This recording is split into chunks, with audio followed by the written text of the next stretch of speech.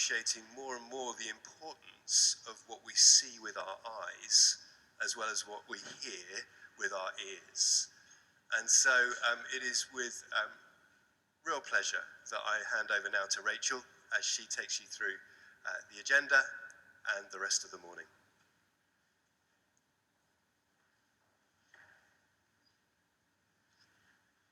Thank you, Dan. May I extend my welcome to you all who are here in the church and to those who are live streaming. As Dan says, I'm Rachel Boswell and I'm a member of the STAR team here at St Andrews. And for the past 6 years, we've been holding annual workshops. These have been on different themes, which we hope relevant to what people are thinking about and experiencing at the time. And we always link it with our Christian faith. And in preparing for this year's workshop, we thought about how the restrictions over the last 2 years had impacted our daily lives, and how many of us have found it extremely helpful to take up or rekindle a creative pursuit, which we hadn't had time for in our regular busy lives before. For some it was writing, for some it was playing a musical instrument, for some it was knitting or quilting, and for some painting. So we explored this idea and decided to focus this year on art, particularly painting or visual art. Looking at it with both the artist in mind and also those of us who observe and appreciate works of art, and how our faith connects with that activity. And to help us today, we're delighted that 2 eminent and gifted people have agreed to join us. Roger Wagner, an artist, and Tom Wright, a theologian with a keen interest in art. Roger will start with a presentation which will be followed by a conversation between him and Tom, where they will reflect on and discuss what we've seen and heard. We shall break for coffee around 11 o'clock, and this is followed by discussion groups in different areas of church. For those live streaming, we shall be showing some of Roger's paintings on the screen during that time. Shortly before 12, we shall reconvene here in church for questions to either or both the speakers. So it's my privilege now to introduce Roger as our first speaker, who is a highly acclaimed artist and also an old friend to many of us here at St Andrews. In the 1980s, when he was in the early part of his career as an artist, he lived down the road in a small flat at the top of a North Oxford home, where the main room was his studio with an enormous easel, which took up the majority of the space. As you can imagine, it was a joy to visit him and see what he was painting at any one time. He attended St Andrews and was a youth group leader, played the guitar in our first contemporary worship group, and took lead roles in productions here in church. He was much loved and respected, and friends describe him as extremely gracious, modest, self-effacing, and with a mischievous sense of humour. In the early days of the pandemic, a photo of him was printed in the Church Times, leaning precariously out of his attic window in Iffley, where he now lives, ringing his father's old and very loud school bell in appreciation of the NHS. Unfortunately, it was the wrong evening. And his wife Annie was worried that it would be seen as a cry for help and the emergency service would turn up. Some of you will know a lot about Roger as an artist, but those who don't, the best place to get an excellent overview of him and of his work is his website. But in summary, Roger's paintings include a great many inspired by biblical texts and characters and scenes, landscapes, notably around his family home in Suffolk, and where he's recently exhibited at the Maltings in Snape. Also portraits, including ones of Archbishops Rowan Williams and Justin Welby, and also Sister Wendy Beckett. He's also known for his stained glass windows, particularly Flowering Tree in St Mary's Iffley, which many of you will have seen, and last year a beautiful mosaic window, the Dayspring, for St Matthew's Church, Bayswater. When Roger moved from St Andrews, he gifted us with one of his original Walking on the Water oil paintings, which you can see in our prayer room if you go out of the main part of the building, turn to your left, and the prayer room is over there. Only one other of his paintings is hung in a church, and that's St Giles Church in Oxford. On permanent loan from the Ashmolean is his remarkable painting Menorah, which shows the crucifixion of Christ against the backdrop of the Didcot Power Station cooling towers. A former Bishop of Oxford, Richard Harris, described it as one of the outstanding paintings of the 20th century. As many of you know, Roger is also well known as a poet, and in his book of poetry and paintings, The Nearer You Stand, we can see how, as the writer Esther Val, who I believe is here today, says, he makes images and text sing together. Recently published is the Book of Praises, his own translations from Hebrew of the Psalms, where alongside each psalm is an illustration which, as Roger puts it, invites the reader to pause and contemplate some aspect of it. We have the privilege of doing just that with him this morning. In these times, we long for beauty, for integrity, for honesty, for genuineness, and for hope. We will be receiving all that this morning, and it'll be to the glory of God. Roger, thank you for sharing.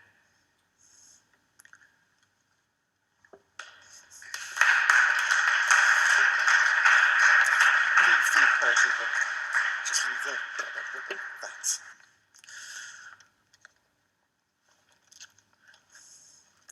Well, thank you so much, Rachel.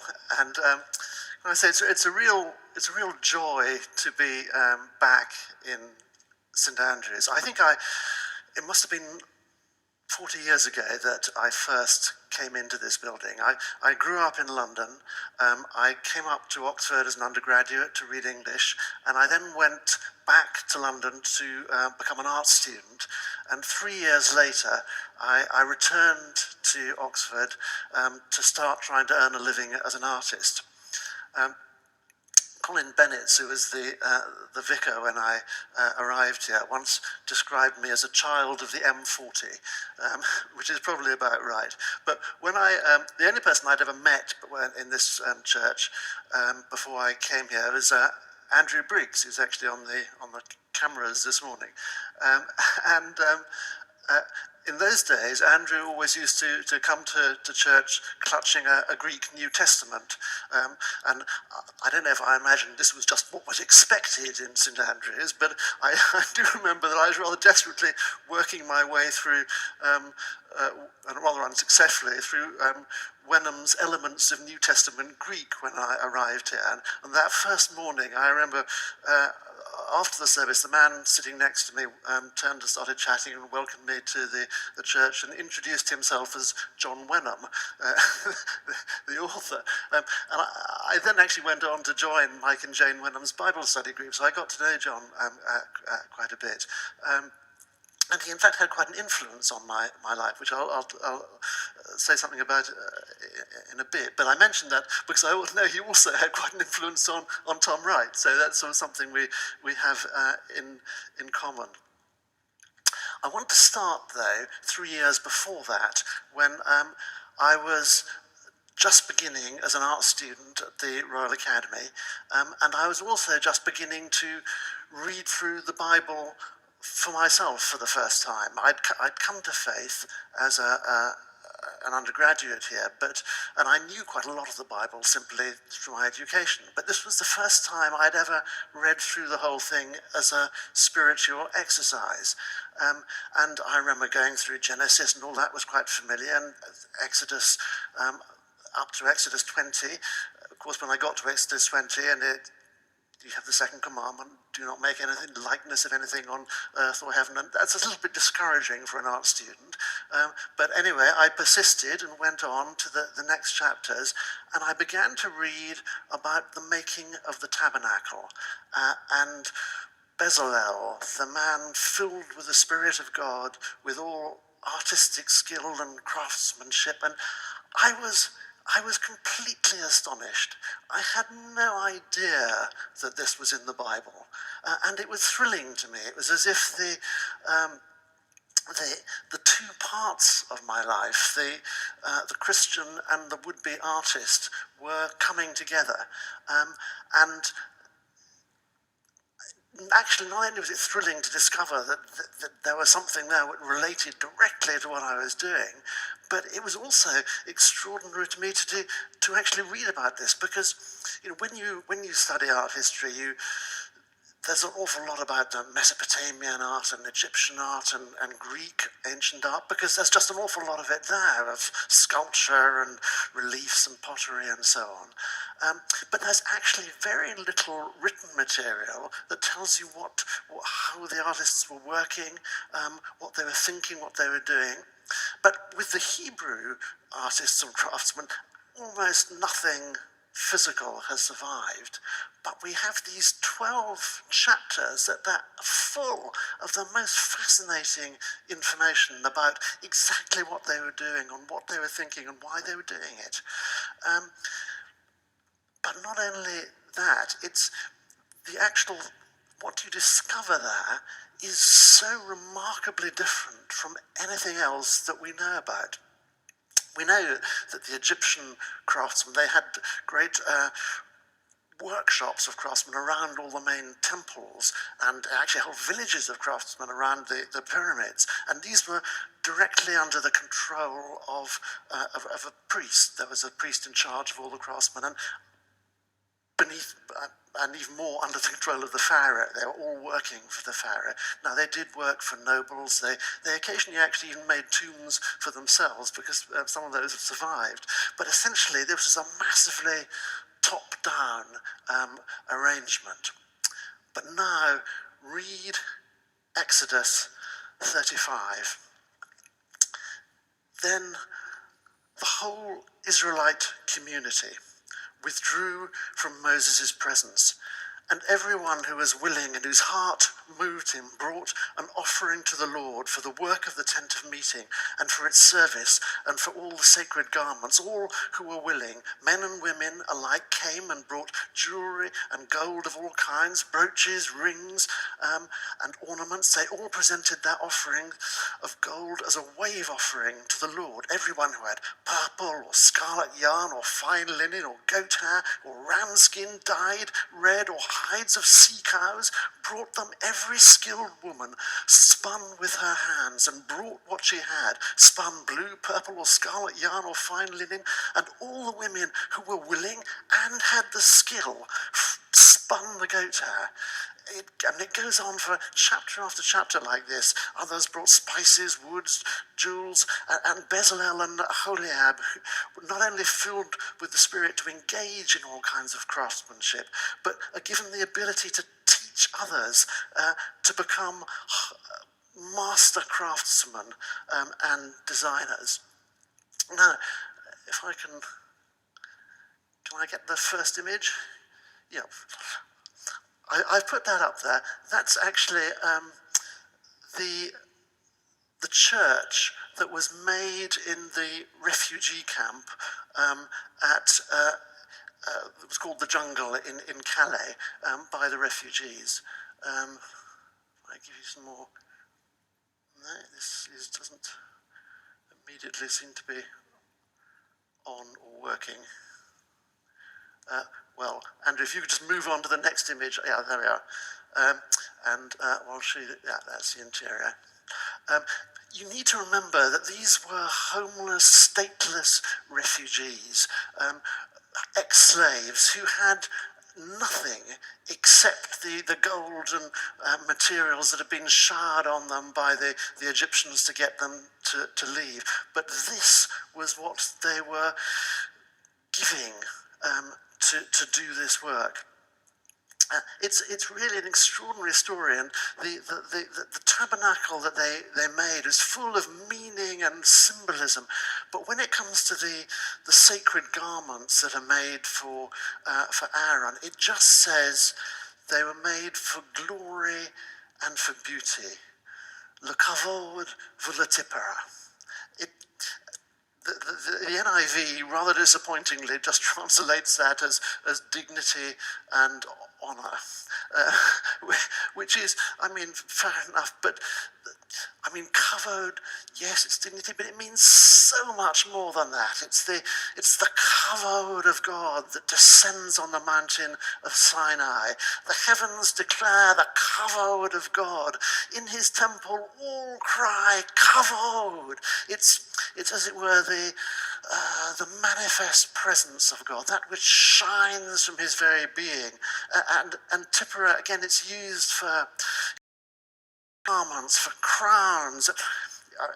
And we might call it bling, but I think beauty is probably better. And when I read all this, in a way, it didn't, it was wonderful and thrilling and surprising, but it wasn't altogether surprising, because actually that had been my experience of God. That's how I'd come to know God for the first time, through visual images.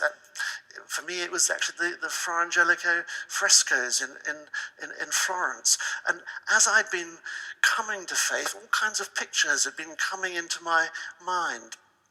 I've often talked about how I opened a Bible one day and I just read the parable of the wheat and the tares and came across that phrase, the harvest is the end of the world and the reapers are angels.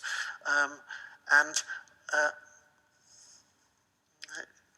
we are, image.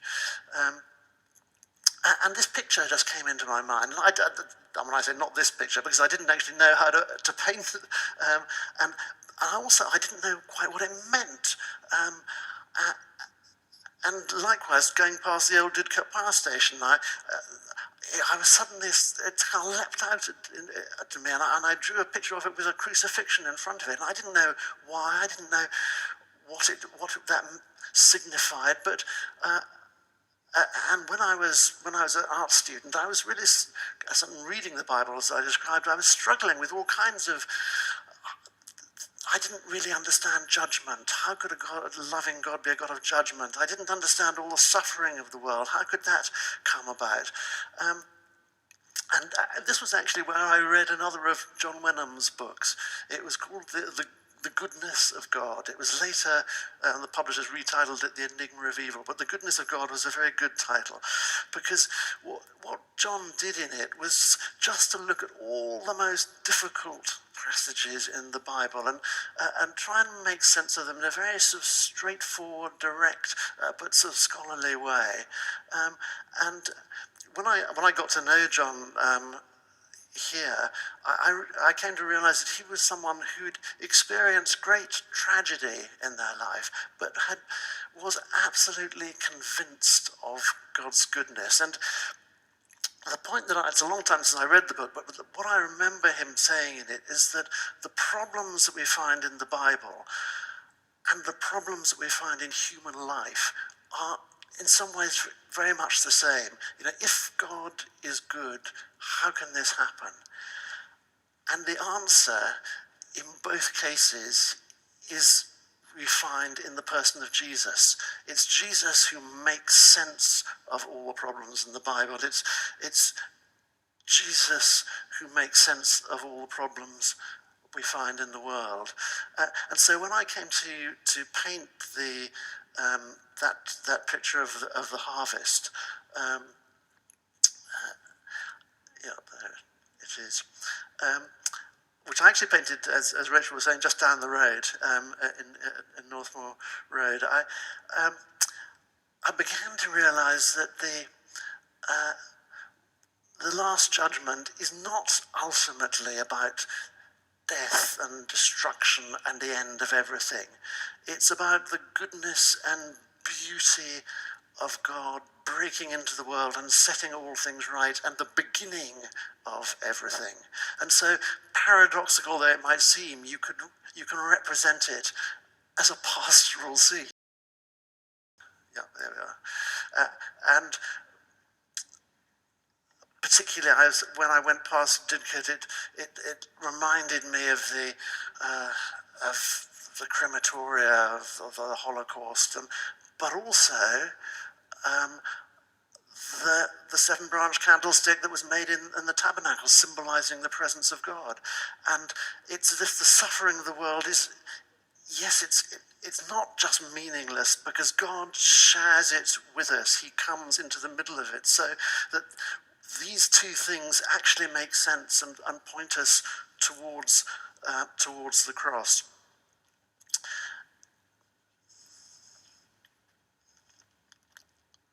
Now, this picture, as Rachel was saying, hangs just down the road in St. Giles, and as she also said, it's the only painting of mine that's actually in the main body of a church anywhere. There are other things, but that's the only painting. And that does sort of remind us of the problematic relationship that both Judaism and Christianity have had with images. And some people, I mean, very often people talking about Christianity and the visual arts tend to brush that rather aside, thinking, we have art now, so we don't need to worry about idols and so on. Of course, the story that I was telling before, the Tabernacle, is interrupted by the story of the golden calf. And I sort of understand that, and in some ways I agree with it, but and I certainly respect the reframing the discussion in terms of just of art. But it does seem to me that if we buy too completely into a sort of secular notion of art, we actually miss the real spiritual wonder of images. And in some ways, I think that John Wenham's approach, which was to look at the most difficult things and to try and make sense of them, is actually a good one, because in doing that, we sometimes find the real good stuff if we sort of face that. So if you'll forgive me, I'm going to get back to some images and show you some more later on, but I just want to quite briefly give you what I think of as a sort of theology of images. It'll be mostly anecdotes, so don't worry about it too much. I'm not a theologian. My friend Malcolm Guite has recently written a little book called My Theology. It's in a sort of series, and Alistair McGrath has done another one, which they've been asked to sort of boil down their theology into a slim volume. Well, if I had been asked to do that, it would be a very slim volume indeed. It would be much more frothing up than boiling down. But we are very lucky in having a great theologian with us this morning. So we've got Tom here, I thought I'd just try this out on him and see what he makes of it. So, as I said, it'll be quite quick, I hope. But begin with Genesis. God makes human beings in his own image, after his likeness. Now, it doesn't tell us what that likeness and image is, but it does tell us that the God we worship is a God who makes images of himself. It's a wonderfully kind of generous picture, and he goes to immense trouble to do it. He creates a whole universe, moon and stars, a planet teeming with life before he can create human beings. It requires a whole universe to make human beings. It's a vast canvas on which he paints. And it doesn't tell us this, but it seems a pretty sort of straightforward inference. If we are made in the image of an image-making God, then we are likely to be image-making creatures. And it's fascinating to me that science echoes both those thoughts when it sort of tells us that we are made of stardust, that there has to be a big bang and billions of galaxies, and for us to exist, it takes a universe to make you and me, which is an astonishing thought. But also, almost the first thing we know about human beings is that they make images. If I'd had time, I would have showed you a little clip of a film that Andrew and I made a couple of years ago, going into some of the prehistoric caves and talking to the scientists who excavated them. In fact, you can find that. You can find that clip on my YouTube channel. I have a YouTube channel since lockdown, and you can find that in a little conversation that we had with the great film director Werner Herzog. The whole film comes elsewhere, but you can find that little bit there. But we are image-making creatures, and I know, as Rachel was saying, many people have been painting and drawing and doing some photographs and looking at pictures during lockdown.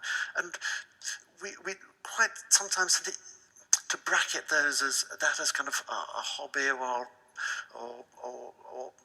leisure activity or even sort of art. And think of it as something entirely separate from what we do in a building like this. But actually, in Genesis, it tells us that God brings the animals to man and asks him to name them. And whatever he names them, that is their name. And those naming it's a very sort of similar activity to image making, because it's taking something we see, a lion or a horse out there in the world, and it's giving it a symbolic form, and it's, as it were, lifting it out of that so we can share it and talk about it and remember it and, in a sense, echo what God says, that this is very good. And that's exactly the same as that we do with images. We attend to something, we look at it, we, as it were, make lines around it, we colour it in, we sort of lift it out from just the ordinary flux of experience, and we share it with one another, and we are able to say, this is very good.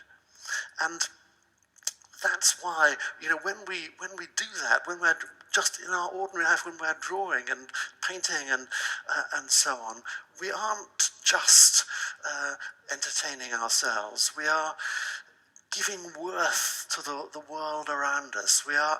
It is part of our spiritual worship. It is an aspect of what we do in places like this. And as such, it is wonderful. But it is also perilous. How so? Well, when God makes human beings in his own image, he does something that is wonderful, but also perilous. It's wonderful, and it sort of it magnifies his presence through the world. But it also, the story tells us, human beings made in the image of God reflect his presence, but have, as it were, the potentiality to turn from him, to lose that alignment with him, which we do and have always done. And when we do that, when we lose that alignment, everything else goes out of alignment, including our image making. Images which were a way of saying this is very good, that is joining with the praise of creation, become, as it were, fragmentary and partial images which grab attention to themselves, which, as it were, draw us in, imprison us, and in the end break our hearts. And when you read through the stories, I did that first as an art student. The first part of Exodus is, or at least the whole of Exodus, tells the story of how God freed the slaves from the physical slavery of Egypt. But almost the whole of the rest of the Bible tells the story of how Israel was freed from the spiritual slavery, the mental slavery of images, of false images of God.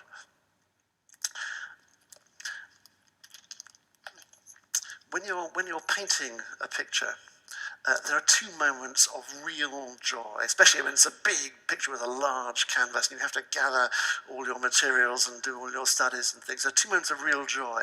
The first is when you make the first marks on the canvas, and the second is when you put the final marks. But in between, there is struggle. I mean, almost immediately everything goes wrong, and you have to maybe cut down the canvas, you have to change the composition, you have to do this and that, you have to try and rescue it. Sometimes you almost give up and think this is not going to work. Occasionally I sort of put things aside for a day or a week or years even, and then come back to them. It's not like this for every artist. Tom and I have a mutual friend, Makoto Fujimura, who's a wonderful Japanese-American artist who works in the Japanese traditional materials. And watching Mako paint is incredibly restful. It's just a lyrical kind of process. But having been in Mako's studio, I know that's a struggle for him as well. He often puts pictures aside and gets sort of stuck with them and things. And quite often, you know that there is something you could do that would change it, that would bring the whole thing together, but you can't get there until you've gone through process after process, rescue process after rescue process, and finally you can do that thing which will change everything. Now, when I was an art student, the keeper of the Royal Academy School was a man called Peter Greenham, who's a wonderful painter, and he had a very distinctive method of painting, of teaching. He would stand behind you and watch what you were doing, and then at a certain point he would come and sit down beside you and take, if you were drawing something, he would take your bit of paper and he would draw on it, and he wouldn't say very much, like that, and hand it back. And sometimes said a picture is worth 1,000 words. Well, if you're trying to produce a picture, it's worth a lot more than that. And people would actually collect and other students would come and collect these pictures and say, can I have that one, and so on. But when I went there, the thing I really had to learn was I knew I had a lot to learn, but I really had to learn how much I had to learn. And that took me quite a long time. And I remember one time I was I'd set up something I wanted to do, and I'd got this lovely bit of paper and all these different inks and things, and I was doing this very fine, Dürer-like kind of picture. And Peter came and sat beside me, and he took my lovely piece of paper, and he did this really Rembrandt-like sort of scrawl on it, and then handed it back. And I looked at this, and I thought, he's ruined my picture. He's ruined it. And after he'd gone, I sort of got out a rubber and I rubbed it out. Unfortunately, a couple of days later, I left this picture out on a table where I was working, and sort of Peter sort of came past, and he saw my picture and where I'd rubbed out his drawing, and he didn't say anything. He just sort of looked at it, and I didn't say anything. And it was probably only 5 seconds, but it felt like sort of 5 minutes. And then he walked on, and I was quite embarrassed, but the penny didn't drop. And it didn't actually drop until years later, after Peter had died. I went to a dinner at the Royal Academy, and in those days they had dinners in the actual galleries during the summer exhibition. And I was sort of going up the grand sort of staircase, and this rather harassed man was coming down, looking rather wildly around. And he suddenly grabbed me and said, one of our after-dinner speakers has dropped out. Could you give one of the after-dinner speeches? You just have to tell some amusing anecdotes about your time as a student. And foolishly I said yes, and obviously it completely ruined my dinner. But afterwards, when I got up to speak, unfortunately the man before me was rather boring, so that helped, but I started telling this story about rubbing out Peter's drawing, and I suddenly noticed the room had got very quiet, and there were sharp intakes of breath, and I suddenly began to feel really embarrassed. And it was only at that point when I realised what a ghastly thing I'd done, and it was only then that I began to understand what it was that Peter had been trying to teach me. Now, do you see where I'm going with this? It's as if God, watches what we are doing, and at some point, when the time is right, he comes and sits down beside us and writes himself into our story, draws his image onto our picture, and we rub it out.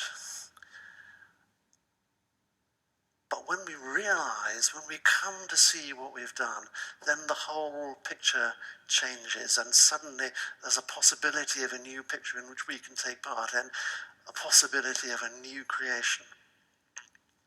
It's fascinating to me when the Spirit of God is poured out on the day of Pentecost, and it says that Peter quotes the passage from Joel about sons and daughters, young and old, even slaves, both men and women.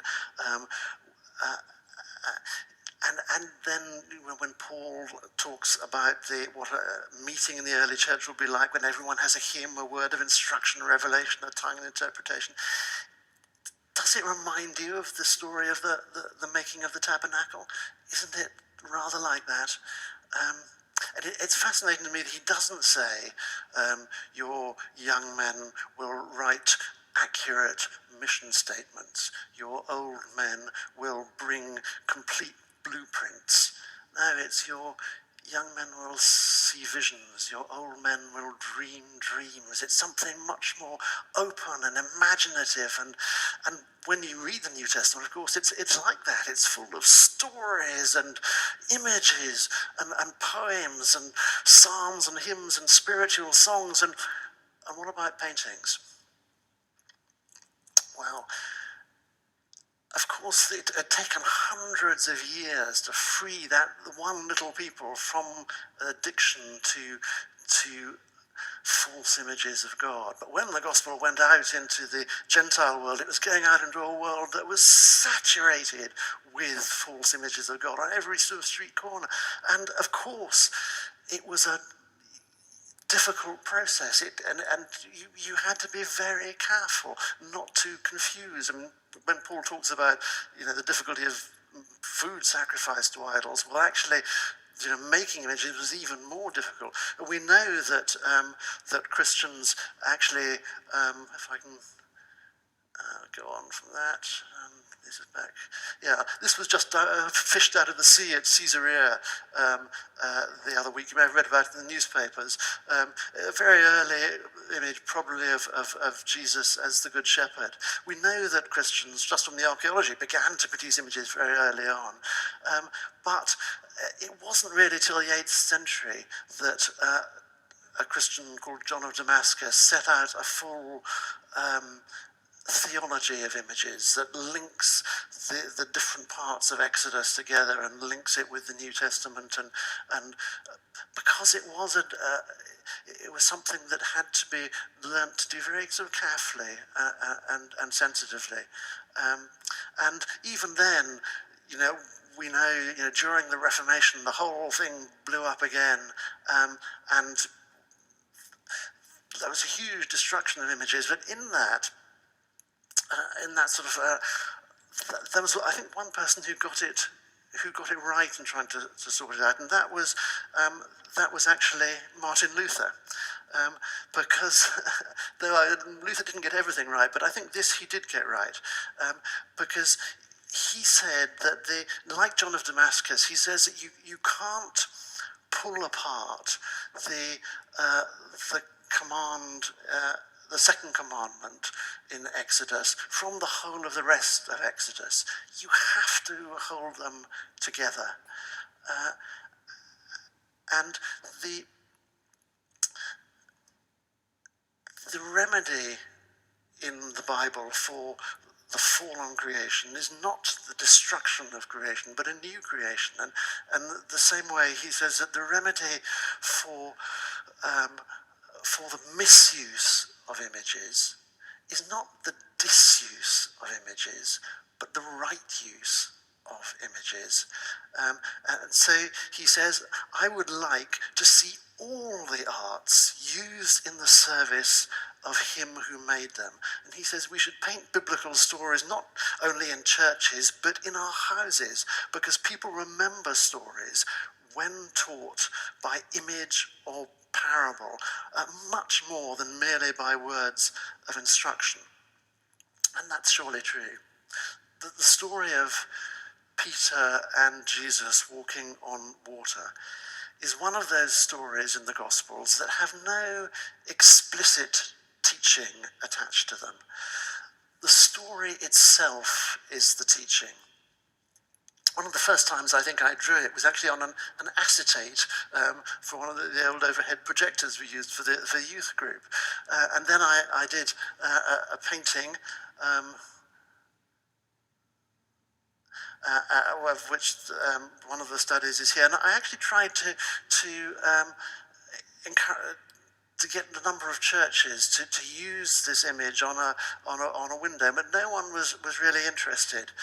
It wasn't actually until I approached Jackie Pullinger in Hong Kong that I found someone who was willing to give house room to this image. And in a way that was appropriate, because some of you may know that the work that she did there in the old walled city with among sort of triad gangs and drug addicts and so on was right from the beginning. It was as a matter of stepping out in absolute faith and discovering the extraordinary things that God could do. And so I did it on tiles. I went there and put this in the entrance of what's there now, their main sort of site. And you can see that I put Hong Kong in the background. This is just again a detail.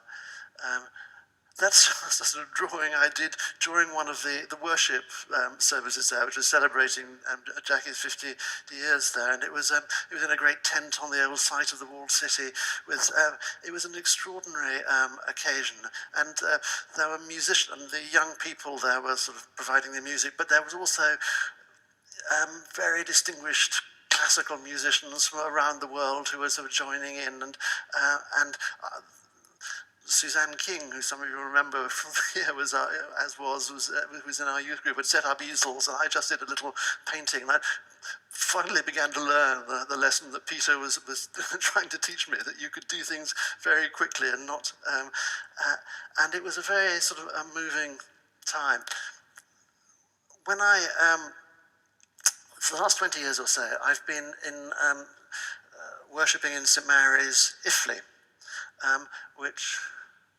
These are just some more pictures of of walking on water that I've done over the years. Well, yes, this I didn't tell you about, but just before I went to Hong Kong, I'd been to Syria, and this is the oldest datable house church that's ever been discovered, about 250 AD, and that is now in Yale. I finally just tracked it down to a huge warehouse. It's the earliest known picture of Jesus. And what is he doing? He's walking on water.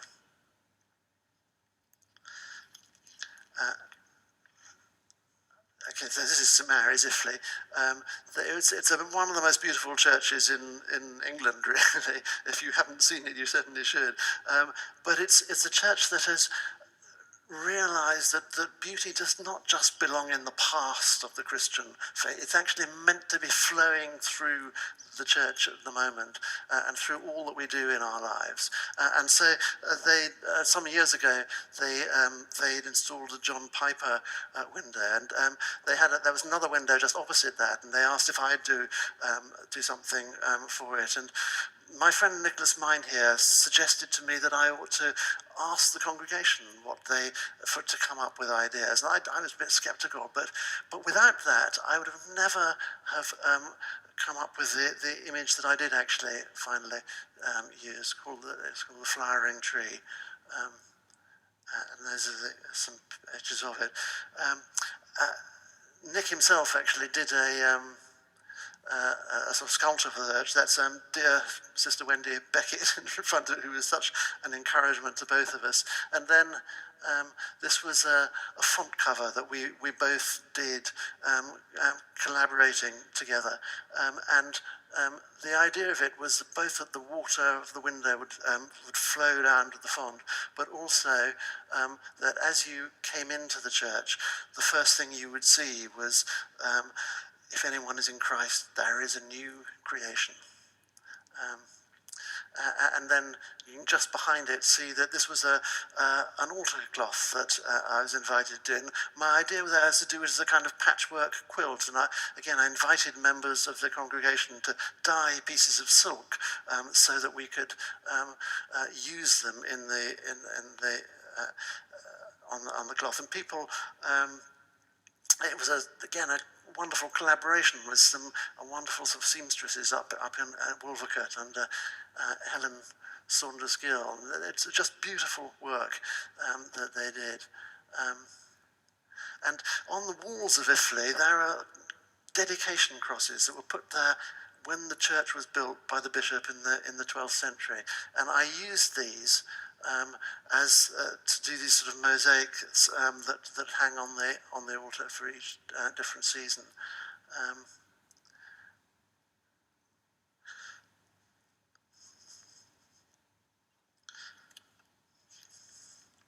And I also did the chasubles. I didn't even know what a chasuble was, I have to say, but I used them on the thing. And that's one of the other ones. You might say, well, do we have to have all this kind of stuff in church? And of course not. But in Hong Kong, they often worship in tin huts. But people come to St Mary's every day, and these things speak to them. I was just hearing the other day about a film director who was in Russia scouting out some locations, and I've got to get on. I can see Rachel tapping her watch, so I'll go very quickly now. But I'll just tell you this very quickly story. The fixer, he asked if he could see some churches, and she said, yes, I can show you my church. He said, because she was of a certain age, she must have been brought up under communism, and he asked, were your parents Christians? He said, no. What was your story? Well, she said, when I was growing up, everything was ugly. There was no beauty anywhere. And one day I was passing a church and I saw some candles inside it, and I went in, and the beauty and the glory that I found led me to ask where this is coming from. And eventually she came to the source of beauty and glory.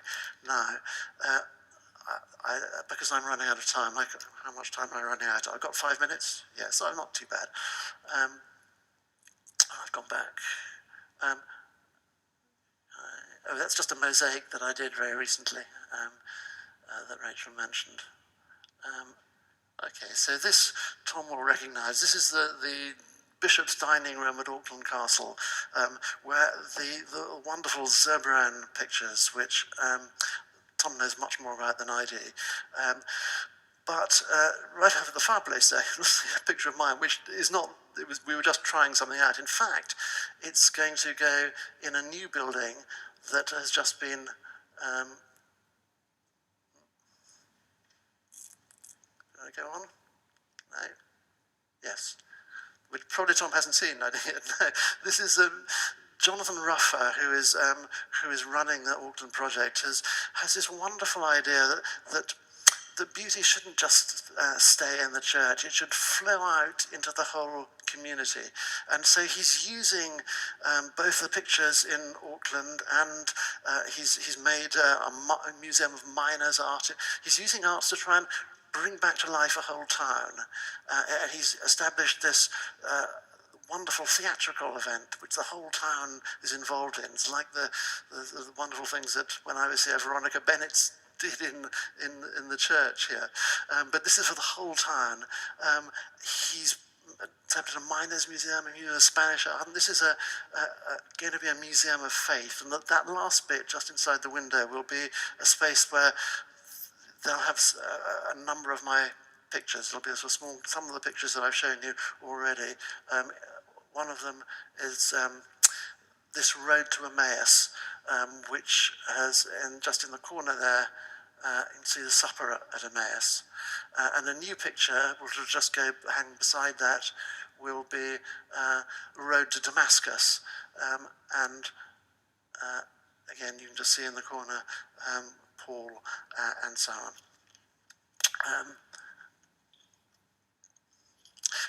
They'll also have a picture which is called Writing in the Dust. It's the story of the woman taken in adultery, as it's usually referred to. Originally, the proposal for this picture came from the Bible Society. They wanted something about the Bible in the public square, and they suggested a friend of mine suggested Ezra proclaiming, reading the law to the Israelites. But as I started painting it, I realized that actually, I wanted to represent not the law in the public square, but grace in the public square. Because it seems to me that in our society, in the sort of censorious, critical, accusatory public square that we live in at the moment, that actually grace and forgiveness is something we very much need. And so I did this picture, and when I painted it,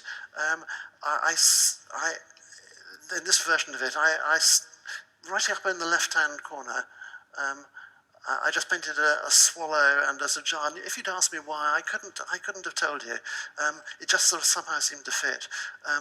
But when I wrote a poem about the picture, and it's one of the ones that comes in this book, that's where I started. So I'll just end. I've got a minute left. I shall just end with reading you this poem. It's called Writing in the Dust, but it has a subtitle, The Men Taken in Hypocrisy. The beating of a swallow's wings, a stone jar poised as if to fall, a fierce and unforgiving sun that beats upon a whitewashed wall, that finds and tracks each human flaw and finds and reads the writing in the dust of broken hopes and powdered dreams and love reclassified as lust, where images of shameful death describe a life defined by blame.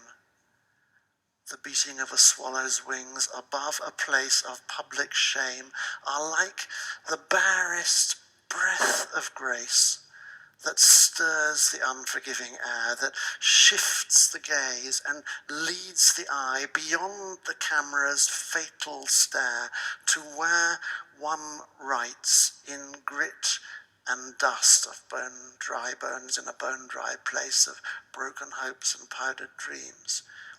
The unseen, unhoped words of grace which free accuser and accused and spell out where that way begins.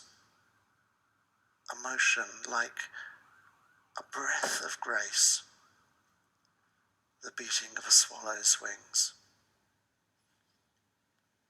Thank you.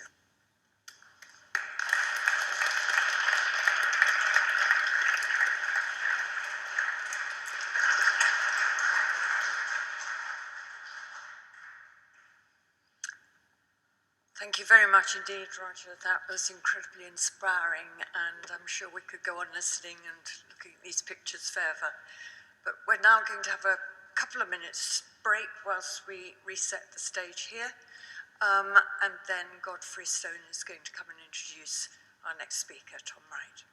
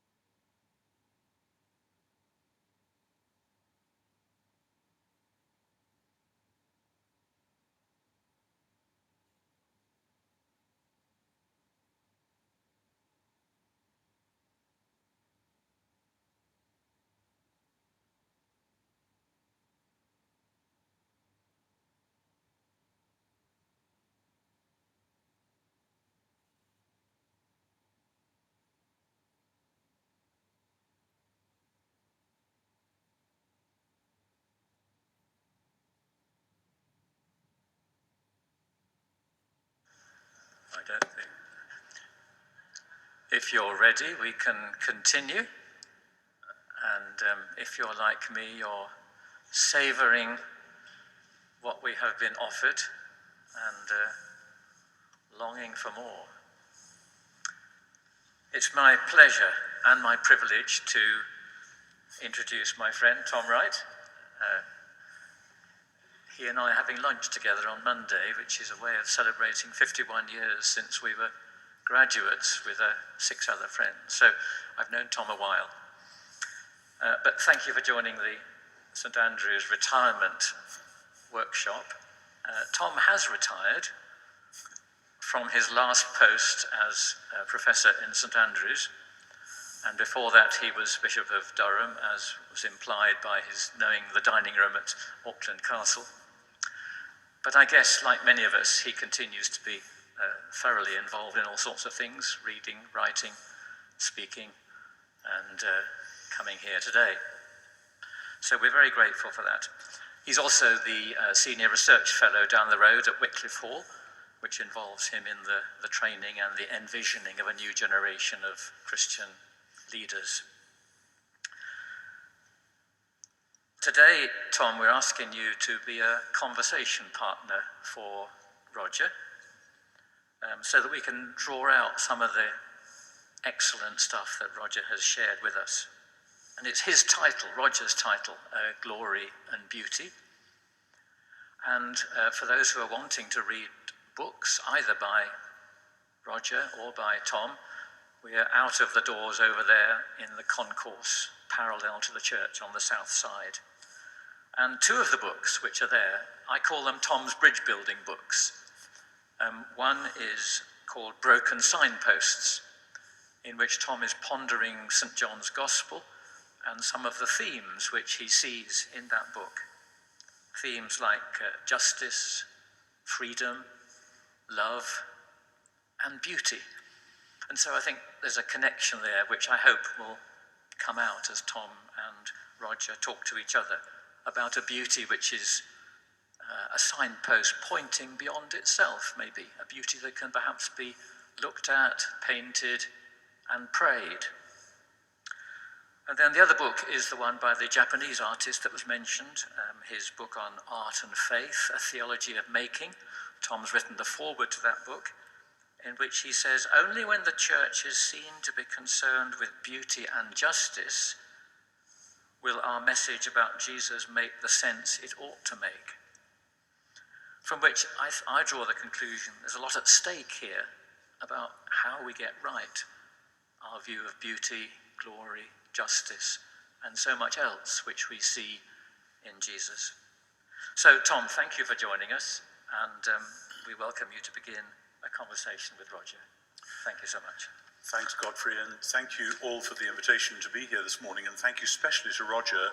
Roger and I had not met, as far as I know, until yesterday when we were doing the setup for this, and it's a delight to get to know him and sense the number of ways in which our paths have metaphorically nearly crossed before, but particularly several of the themes which we heard just now, and we haven't rehearsed this, I should say, so no idea where this is going to go, but I kept on thinking, that's a good place to start, and then, oh no, that's a good place to start. I mean, for instance, the John Wenham connection. One of the reasons I've done what I've done with my life is that when I was an undergraduate, John Wenham, in the course of a talk on something to part of the Christian Union here, when I was involved with that, casually said something about the need for Christians who took the Bible seriously to get into the serious scholarship and to see if they couldn't advance certain issues and have everyone else catching up instead of it being the other way around. And I remember, like an electric bolt went through me, and I thought, that's a great way to spend one's life, and it's what I've been trying to do ever since. So I owe him a great debt as well. But where I think I have to start is where you started with Bezalel, the son of Uri, in Exodus. And it's interesting because it's repeated in Exodus 31 when Moses is commissioned to get Bezalel to do it. And then after the debacle of the golden calf, it's repeated again, Exodus 35, it's reaffirmed, Bezalel is endowed with the spirit of wisdom and knowledge and understanding. And I was thinking about that in a totally different connection just the other day, because I was working on Isaiah 11, and Isaiah 11 has the coming king endowed with the spirit of wisdom and knowledge and understanding, and a few other things as well, but it starts the same way. This is what happens, it seems, when somebody is anointed. And then putting those two together, there's this fascinating, I wonder how much you've explored it and whether you've explored it in your paintings or your poetry, that larger biblical narrative in which, and again, the story of Exodus, sort of in square brackets in what I was just saying, but when I started reading the Bible for myself, you've got this narrative which flows on through Genesis, and then after Exodus 20, it seems to stop, and you suddenly get a lot of commandments, and then you get all the instructions about making the tabernacle, which when I was a young Christian, because I wasn't at all an artist, it didn't really mean very much. But the narrative arc which matters is the narrative arc from Genesis 1 and 2 to Exodus 40. Because Exodus 40, the tabernacle, beautifully constructed by Bezalel and all the people he involves, that is the small working model of new creation. The tabernacle is the little Genesis 1 and 2, which is God's way of saying, you, Israel, are called to be the people in whose midst I am going to come and dwell, and who therefore are people in whom new creation is to be at least foreshadowed, symbolized. And then exactly the same when Solomon builds the temple, and it's interesting that the chap Solomon gets to do the main work, who is called Hiram from Tyre, he likewise, like Bezalel, is endowed with the spirit of wisdom and knowledge to build this tabernacle where God comes to dwell. And then, long story short, in the New Testament, all of that temple symbolism is rushing together on Jesus, and Jesus himself Paul says he is the image of the invisible God, the firstborn of all creation, etc., etc. And then by the Spirit in God's people, that we are renewed in knowledge according to the image. So the idea of creation as a temple with an image in it, because that's what you have in a temple, but the image is living, breathing human beings. And then those human beings, therefore, themselves becoming agents of these signs of new creation. That's one of those biblical narratives which once you've seen it, you can't unsee it. And it frames for me what I see as the vocation of writers and of artists and of musicians and of so many others, so that it seems to me a major failing of Western culture in which the churches have shared all too eagerly to push the arts to the side and say, oh, that's just the pretty bit around the edge. Something in the paper just the other day about how some school board faced with budget cuts was saying, well, we can drop music and art from the curriculum for the moment because they're obviously not central. And people protesting and saying they are precisely central. It's exactly what we need in Western culture at the moment. And instead of the typical movement from the Enlightenment to the present of a left brain rationality that says that art and music and imagination and so on are the trivial things that you do in your spare time. What I hear Roger doing is relocating the image and the imagination. It's interesting the way those two words bounce off one another. Right at the center and saying what we desperately need to reconnect with the larger vision of a God-given reality is the wise use of art. And it's within that context, obviously, that the caveat about the golden calf and about things that can go horribly wrong, and your words about the possibilities of everything being done wrong. So I suppose to form this into a question, this is what I felt it needed to be put on the table. Have you actually explored? I mean, I sensed when you were talking about the church in the jungle that maybe that was like a tabernacle in Exodus 40.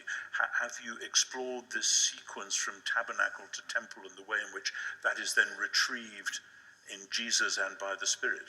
You were hinting at it, I think. Yes, I realise now I'd meant to sort of talk about that and left it out. But absolutely, because I was just reading the other day. Someone was talking about the sort of tabernacle thing, and they were just describing it as decoration, and I was thinking, no, it is so much. I mean, partly these are the instructions that they're getting from God, so that's not just going to be decoration. That's actually that's sort of central.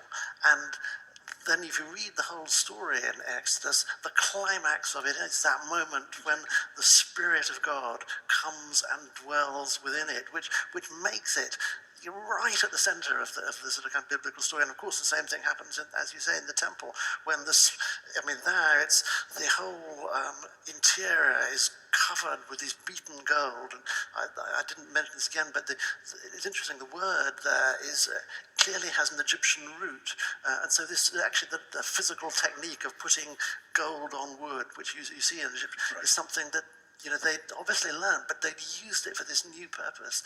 And again, the presence of God is so strong that the priests can't even minister, it says, which is really sort of graphic kind of language. And yes, it's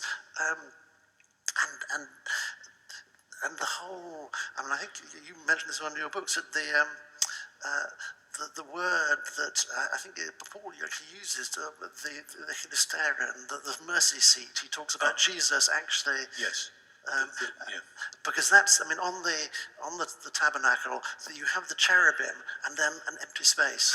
Yes. And what the art is doing, and it's again fascinating because you actually find some just hints and parallels of this 100 years earlier in Egypt, in the artists who were working there, when they stopped for a moment, they stopped using animal images and things and just had an empty sort of circle of the, and that's what, but it's this empty space which needs to be filled.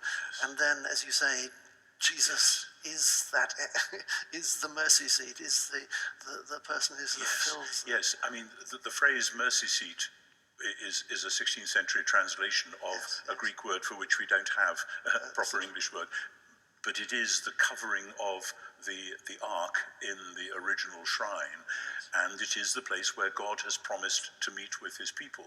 And so when Paul refers to Jesus like that, he is saying Jesus is the place where God meets with his people. And I don't know, again, I wonder if you've painted the scene when Peter and John go into the tomb in John chapter 20 in the resurrection narrative, where there is an angel at the head and another at the foot of where Jesus' body had lain.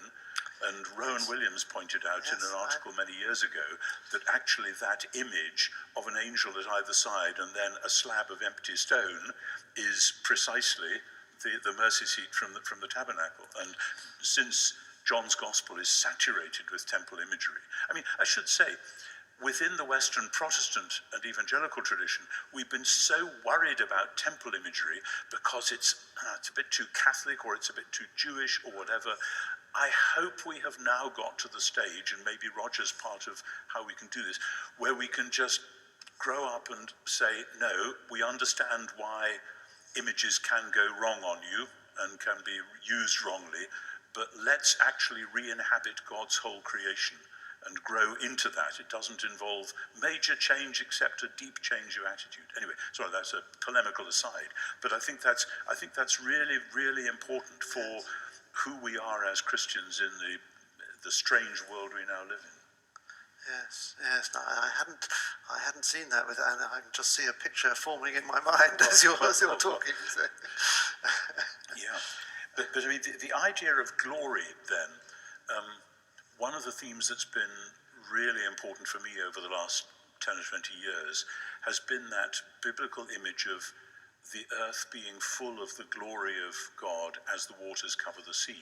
People who've heard me lecture on this will know that I routinely then say to students, how do the waters cover the sea? The waters are the sea.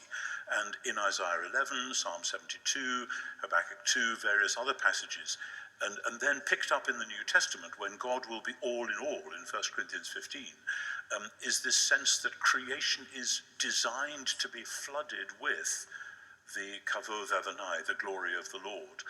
And it seems to me what art and music are doing is anticipating that, pointing us to it, teaching us how to imagine something which, and I was very struck by your image of the young woman in communist Russia, surrounded by ugliness, and suddenly here is this beauty, which must have been what the tabernacle was like in the wilderness. Here you are surrounded by the Sinai desert, and here is this astonishingly beautiful thing, with nothing, as it were, to prepare you for it. It just is what it is. But all around is the dry sand. And yes. I mean, Annie and I were just watching last night Kenneth Clarke's, one of his early sort of things on civilization, when he was talking about how the cathedrals arose among some wooden huts, and suddenly people saw the sort of this extraordinary glory among them. And actually, he described the building of Chartres, which was, I suddenly thought, this is exactly like the building of the Tabernacle, when nobles and peasants all harnessed themselves to the carts and brought the stones there, and it says there was a profound silence. Wow. And it was just such a moving thing, and that's it. Just seems to me this is what we all have different sort of parts in this, but we all have a part in it. It's meant something that we're meant to be doing, and it's right. But there's a sort of postmodern mood in some contemporary church life, which basically wants to tear everything down and have everything deeply informal and unstructured, etc. And that's fine in all sorts of ways, but it seems to me it's missing then the possibility of doing what you described from Exodus 35, of everybody actually using their God-given skills and bringing them into the life of worship. So I suppose my question is how you then handle that transition. And I was very interested when you're bringing up those very early images of Jesus, either Jesus the Good Shepherd or Jesus walking on water, which I think predate any visual images of Jesus on the cross. which I think we don't get those till the 4th century at the earliest. But clearly, if Jesus himself is the temple, and if then by the Spirit we are the new tabernacle people or the new temple people, which Paul explores that in, say, 2 Corinthians, how does that then recontextualize the Christian artistic effort? Because we aren't building a tabernacle in the same sense that Bezalel and co were doing. So what is it that we're then doing, and how does that relate to the reconfiguration of temple and tabernacle through Jesus and the Spirit? Yes, and it's one of the things that John of Damascus sort of talks about in his, that actually there is a new element that has come in with God sort of writing himself, making an image of himself, and people will wonder. One of the Eusebius, I think, says, well, you can't have an image of Christ because you can only represent his physical being. You couldn't represent his divinity. But that seemed, and John, I think, replies to that. Well, that is not doing justice to the incarnation, because actually Jesus did have a physical body that you could see, you could touch him, you could look at him, you could be with him, and you could represent him. And I mean, people didn't, there's no description, but it doesn't matter, because he could look like you, he could look like me, he could look like any of us. And as long as you know that person there is Jesus, so it was just another idol. But they did want to tell the stories, and so first of all, you seem to get those things like the sort of Good Shepherd, or you got other kind of images like that. But then, very early on, they wanted to tell the stories, and so you got the story of. In the same church in Dura Europus, they have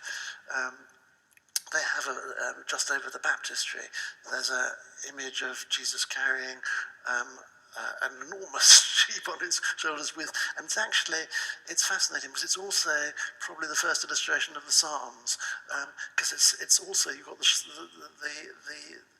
psalm, the sheep sort of drinking from the water, and in fact it's lovely because there's one in my book, there's a poem which is entirely based around the sort of church in Dura Europus, called 7 Songs for Isios. But he's one of the converts, because the converts actually wrote their names onto the images, which is lovely. But there's a picture, very faint, but it's a paradise garden with the river flowing out of it, and it flows all around the church, and it's Jesus walks on the water there, and the sheep are drinking from the water of it, and it's this wonderful kind of connected imagery, which the idea, I suppose, was that the candidate for baptism will just enter into all these stories and become, and I think that's what because people forget the stories and they need to know. It was when we were when I was putting the tiles up in Hong Kong, the sort of workmen were also working on the building. I didn't know I was going to have to put the tiles up myself. I very quickly learned tiling skills because it wasn't. But the workmen who weren't, they were just they didn't know what they were doing. But they think, I remember that story. And they were going to the story of the parting of the water. So, but they just and it's fascinating that people connect with stories. They remember them. And it raises for me a fascinating question. I've just been reading the semi-final thesis draft from one of my graduate students who's wrestling with some of the big questions in 20th century theology particularly, which is, when we're talking about Jesus, are we really talking about something that happened way back then, somewhere else, or are we really talking about something that's happening here and now, and how does the there and then relate to the here and now? And as I was looking at your pictures, particularly the Didcot Power Station ones, that struck me, what you're doing in those pictures is relentlessly holding the then and there and the here and now together, and refusing to make that an either or. That you seem to me to be saying, Here is the story of the cross, and guess what? It's part of our story, not because we've sort of subsumed it and swallowed it up in our world, but we are people who are committed to living with both of those, so that inevitably, as an artist, you're painting something which didn't happen. The crucifixion did not take place in front of Didcot Power Station, and yet you're saying, actually, guys, yes, it did, and here's what it might do to you. Does that make sense? Yes, no, absolutely. I mean, it's one of the things that painting could do. I mean, all the arts can do different things, but one of the things that visual art can do is it just brings two things together at the speed of light. But they're there, and in all the early sort of psalm translations, you have Jesus and you have David, and they're just together because they're actually the same story. And so people sometimes say, well, you're just you're putting a contemporary background on, and it's just a. But for me, it's so much more than that. It is exactly what you're saying. It's this is where we are sort of living, because we don't just live in the past or in the present or in the future. Everything is there together with us, and I mean, it's like, when Jesus and Moses and Elijah stand together on the Mount of Transfiguration. Exactly. It's all there, and in some ways we know that in our experience, because we have these experiences when suddenly everything. Yes, I think for me the struggle is that many Christians have talked about timelessness and eternity and so on. I really don't believe in that. It seems to me the Bible is about God making a world which actually has a past, present, and future.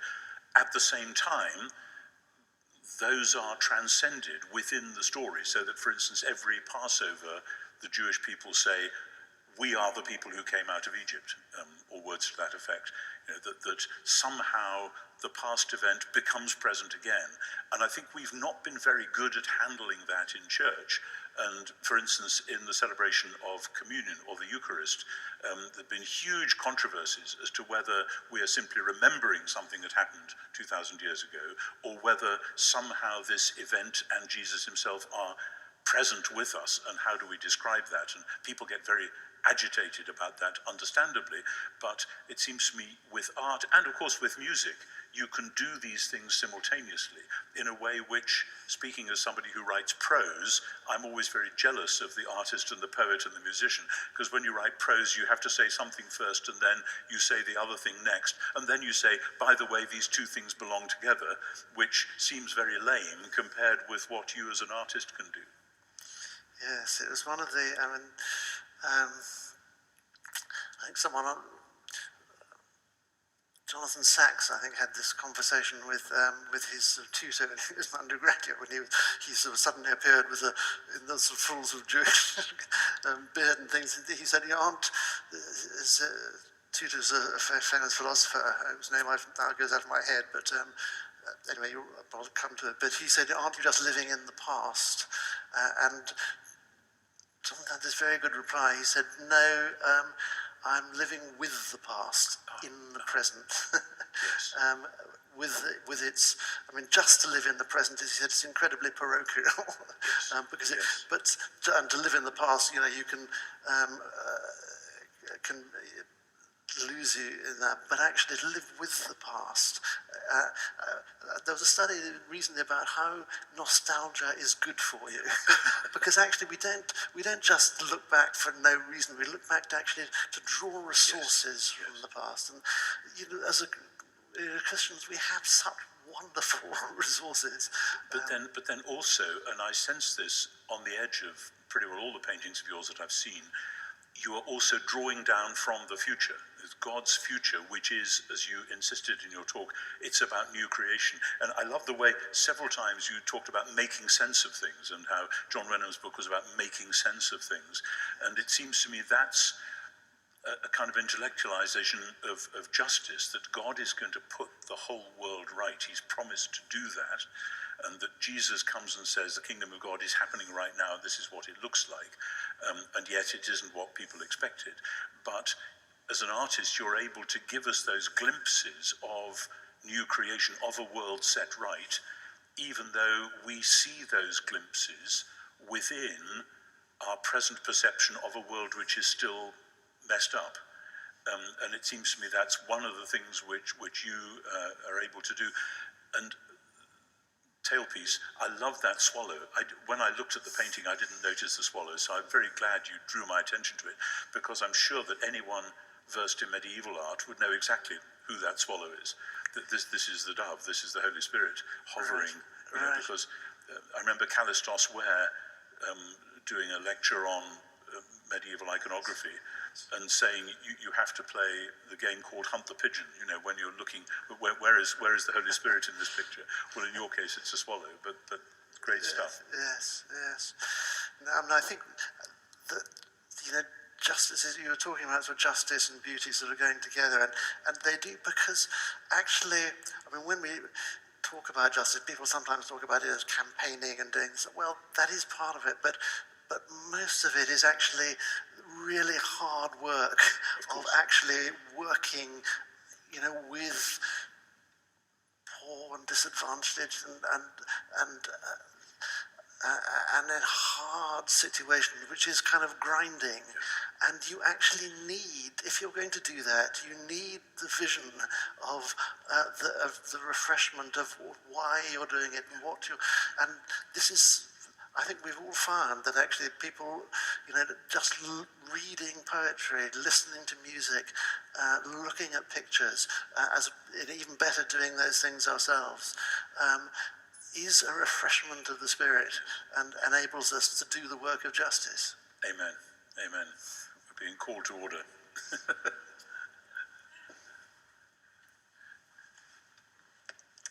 Thank you very much, both of you, for that profound conversation you allowed us to listen into. Thank you. It's now time for a break, and during which we're having refreshments through there, and those are also where the loos are. Please don't forget to move your cars if you need to. There's a bookstall outside there. Tom and Roger will be around either to sign books or to talk to.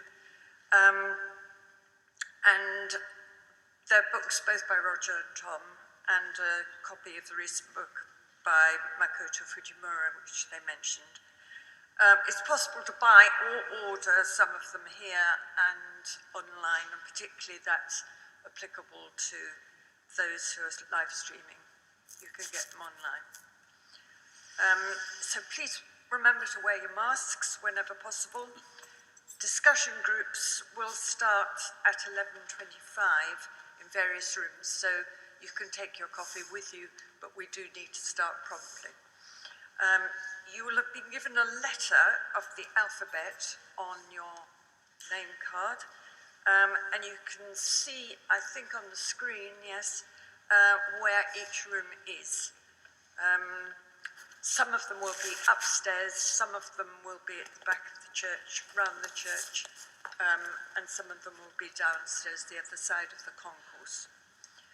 So we'll meet back here at 12 for our final session, where questions can be asked from both speakers. So please get some questions ready, and as long as they're not too long, we want as many as possible. Thank you very much.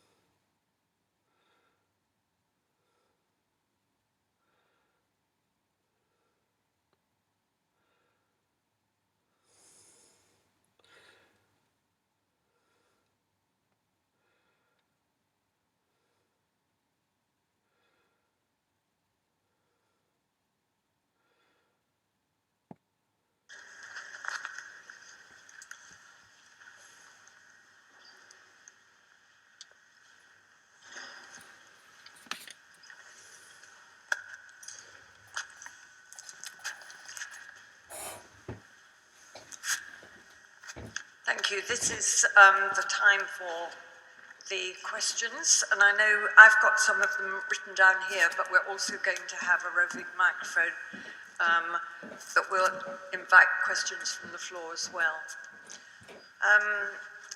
Just as you're thinking about that and as we're settling down, I'd quite like to ask one myself. I've looked at a lot of Roger's paintings over the time and seen his other works, and he uses angels a lot. So I'm going to ask Roger about angels, which appear in many of his paintings, and I wonder whether, Roger, you're drawn to biblical narratives with angels, and sometimes when you paint them, they are actual human beings with wings, and sometimes they are the more ones that we are used to, which are angelic beings. And I wondered whether you could just say something more about it. And have you ever seen or met one? Well, it talks about meeting angels unawares, doesn't it? So, who knows? I may have met one this morning.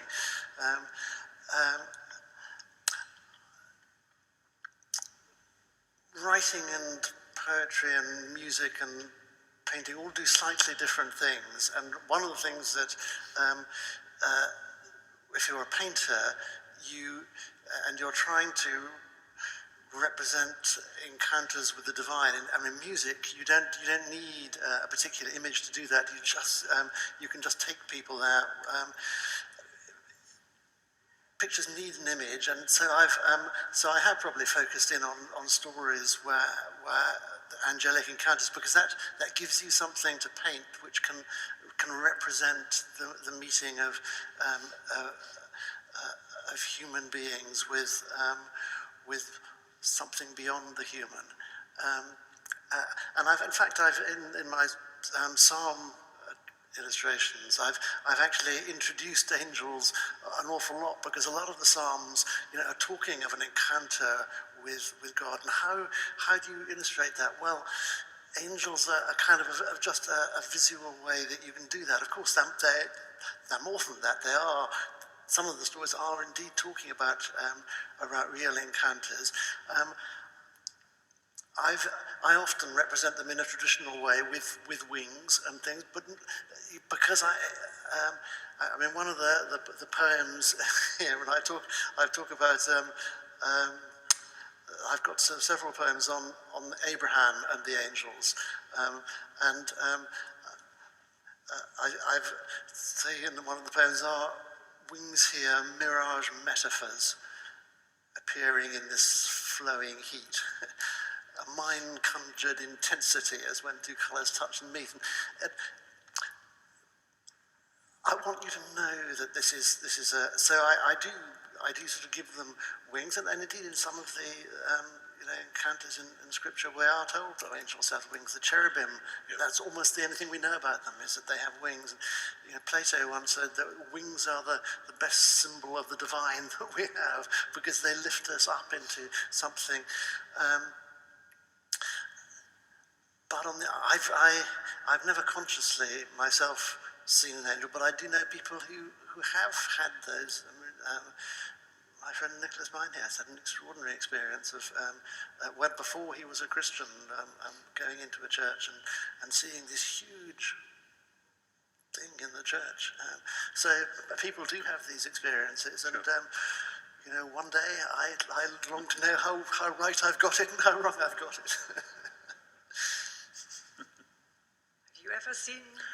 I haven't, but I have known people who have had experiences not exactly like that, but the people who I know who have apparently very genuine testimony of having encountered an angelic presence, it's always been at a time of intense sadness.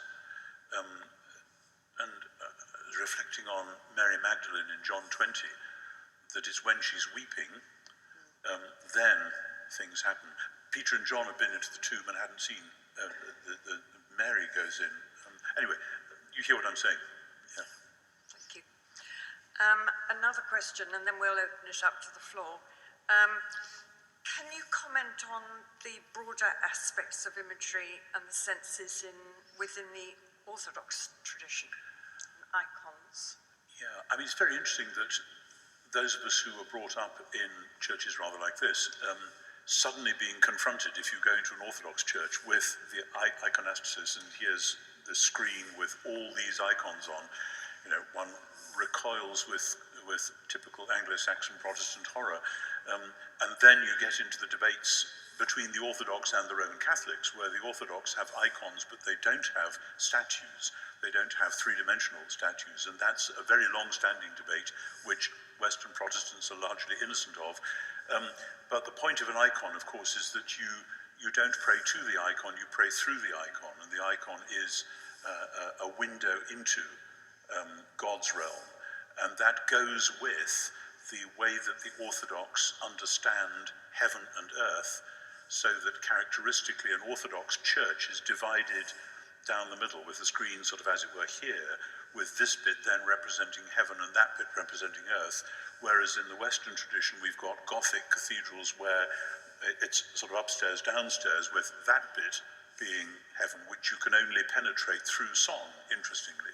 And so I think this takes an entire shift of the imagination, which I think is a very healthy shift, because in the West, what we've done is we've imagined, therefore, that heaven is a totally different sphere, whereas in the Bible, heaven and earth are made to go together, and then icons, images, are gifts from God, enabling us to penetrate the veil. And again, this is a way that we just weren't taught how to think with, we in the sort of tradition that this church stands in. When during lockdown, I did Malcolm Guite had written these poems, a new rubaiyat, which was sort of quarantine quatrains, which he asked me to illustrate.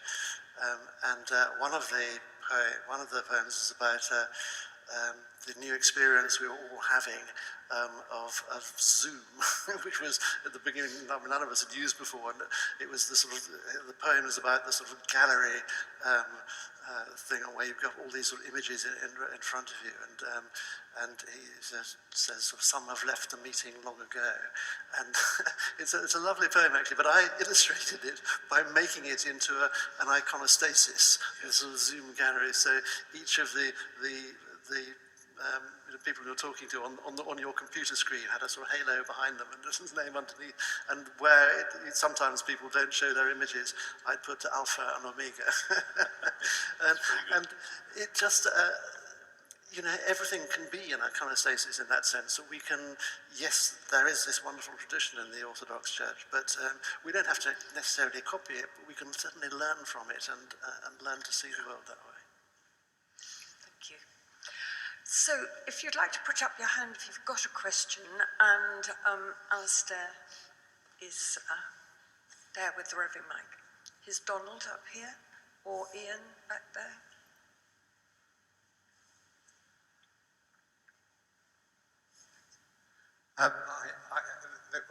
We actually have two questions.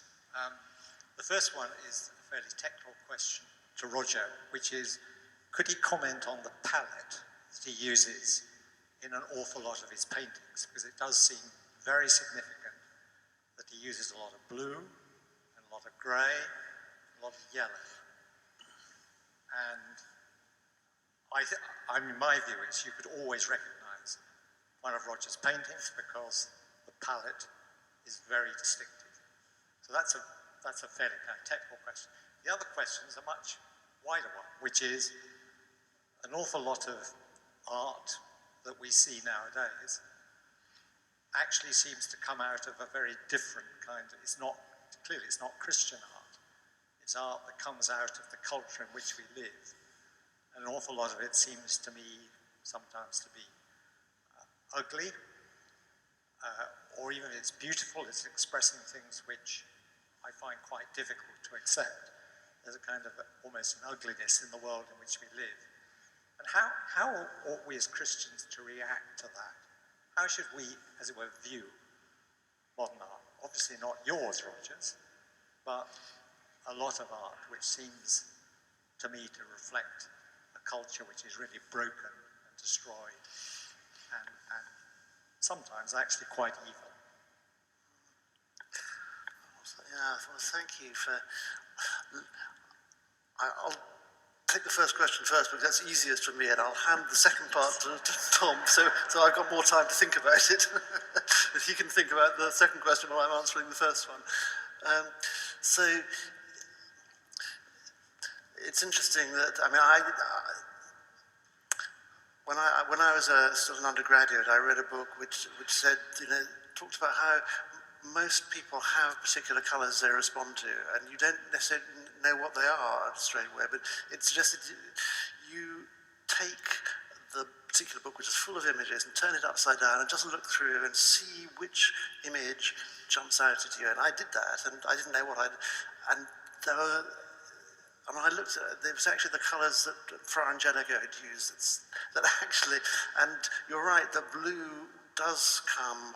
I mean, it's really interesting, the history of blue, because it's not used in sort of prehistoric art at all. It's something that was discovered, and then almost immediately it's used as a symbol of it's often called a heavenly colour, and it's mentioned in the Tabernacle that actually the sort of blue class is used. It became this huge. It often, curiously, wasn't used in Roman art, but then it was in the sort of Middle Ages. It became the colour that was actually used in all the cathedrals, all the windows, and I suppose. It's not a mystery why, it's because we see it in the sky, and it actually, but it does, I think, all colours, colours mean things in different societies, it's true, but they mean something in every society. It just seems to be something about being human that actually we don't just see things, we, as sort of Wittgenstein said, we see things as. And so we see colour as something that speaks to us, and I suppose in my case I sort of see, well, I don't know whether it's, but God seems to speak to me through the colour blue. That's fascinating, and I want to explore this on another occasion. You know Solzhenitsyn's book, The First Circle. There's a painter who is in prison in the First Circle, which is the kind of the naughty but still basically all right Gulag prisoners, and he's painting what he's hearing in music, and he's painting different colours for different keys, and the thing that sticks in my mind is D flat major comes out, if I remember rightly, as dark blue and gold. So I just throw that out. It's one of those odd things, but I just wonder what's going on there. Let me shift quickly away to the second question, which is just as interesting. It seems to me, I'm not an art critic, I'm not a visual artist myself, but it seems to me that art in general, including music and literature, reflects in an enhanced and sometimes deliberately and necessarily exaggerated way what's going on in the culture that artists will sense, will, as we say, pick up the vibes from where we are as a culture. And as I think we are all aware, so much Western modernity has run aground that the great dreams of the 18th and 19th century that we were going to make the world a better place have, totally run aground on the reefs of the 20th century and climaxing with 9/11 at the beginning of the 21st century. And we simply don't have a narrative to take us forward. And into that moment comes postmodernity, which is saying a plague on all your grand narratives. All we've got now is deconstruction. And in a sense, if an artist is telling me that, I think the artist is speaking truly to remind me of where we are culturally and to rebuke the modernist arrogance that thinks that by our own technology or science or whatever, we are actually going to solve all the problems. But of course, from a Christian point of view, it's no good just preaching the doctrine of the fall. You've got to preach the doctrine of redemption. And so if the artist is telling me about the fall, I may well say, thank you for reminding me of that. Now, is there anyone who can tell me the story which comes after that? Because the Christian story isn't to deny the evil and the horror and the shame and tragedy of the world. The Christian story is to talk about the God who comes to the middle of that story to take its full force on himself, which obviously we see vividly in Roger's paintings. And so, in a sense, I want to look at a larger world in which such things may be a true reflection of where we really are. Not that I then enjoy them, not that I say, oh wow, that's the painting I want to have on my wall, but it may be a painting which actually, again, I revert back to musical type. Think of Holst's Planets, which starts with Mars, the bringer of war. That's not something I want to have played at my funeral or whatever, but Venus of Peace, that one might. But you need to be able to hear the bad news in order then to reframe the good news. I think the problem has been with so much music and art that following a sort of sense of the collapse of the hopes of Western modernity, it's very difficult to tell the Christian story without turning it into something rather sentimental, because Western Christianity has been escapist, it's been Platonist, it's been pie in the sky when you die, etc. And so the question then is, how can we tell the true Christian story without it collapsing into sentimentality? And only when we're prepared to face up to that challenge, I think, can we then say to the artists who are telling us the bad news, well, thanks, but we've got something which follows on from. I hope that makes sense. Thank you. I'm just wondering if there's somebody on this side. I think there was a lady just down here with the pink scarf. With the pink scarf here. Yep.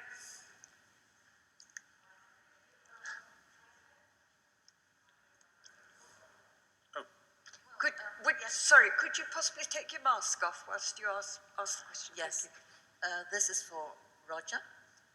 Quite a few of us were intrigued by your story of the master painter, Peter, I think it was, who, part destroyed, scrawled on your precious, carefully drawn artwork. What do you think he was trying to teach you? And if you've learned anything from it, and if you have applied what you thought that you'd learned from. I'm asking this because I suspect, for example, that in children's art, for example, spontaneity and speed is important in both text writing and illustration, because if you spend too long a time working on something, it becomes, especially for children's, it becomes labored and doesn't work. So I'm just wondering, for you, what he was trying to teach you. Thank you. Right. So it was what Peter Green was teaching me. That was the question. Yeah. Yes, I think it very much was that. I mean, it's what, because I now sort of teach. What is that? Pre-COVID, I used to teach at the Ruskin school, and one of the things that that I always sort of say to people when they're sort of drawing is don't be afraid of making a mess. Because people tend to, when they start drawing, they do very, very careful little things, and you do it bigger and make a mess, because actually that's the only way that you learn to draw, because drawing is not,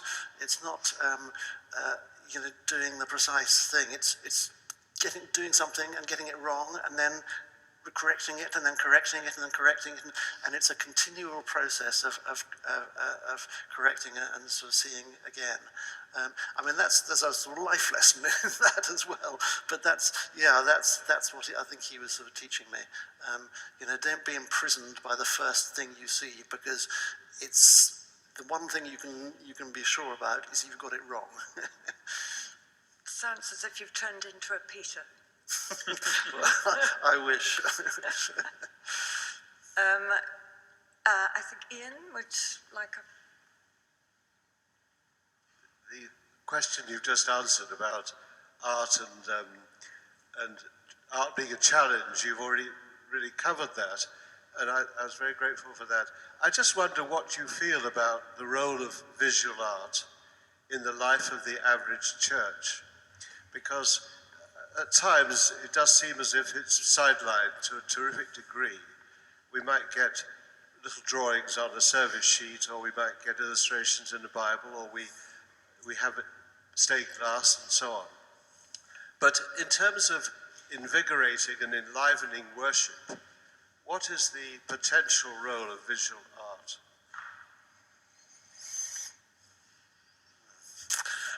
Well, gosh, now you're asking. It's so great if people would have the courage. Often churches. Put it the other way around. The churches that have had the courage to sort of step out in this have.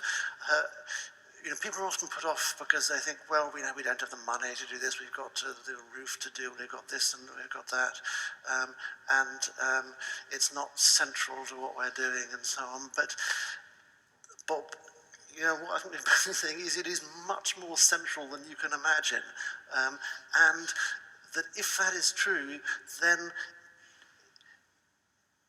do we not trust God? If we are doing something that He is that is in His heart, then it is extraordinary how the funds people pile in, and we found this in Italy, but I found it in all kinds of places where people get excited about what could happen. I don't know if I dare say this, but when I moved from St Andrews, one of the things that I was that you'd just taken the organ down and put up these and put this new electronic organ in, which was it's a lovely organ, but the speakers at the back there are not lovely.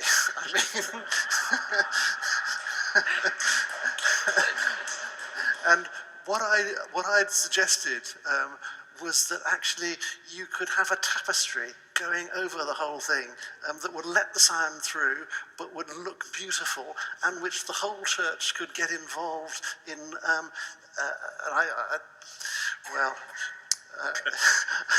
I suggested it, but you would not.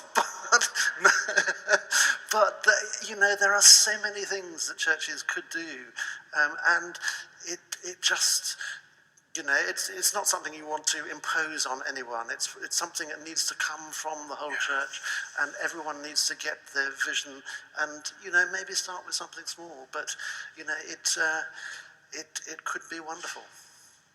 And of course, if you go to churches which go back to the Middle Ages, then it's usually been erased now, but actually every potential space would have been painted and would have been a riot of colour, so that the thing we were talking about earlier would have happened, that people whose lives would be drab and not very colourful would come into church and the whole thing would be alive and would awaken senses and awareness. Now, of course, then you go round the loop of, is this a golden calf or is this a tabernacle? And, you know, that's the question that always has to be asked.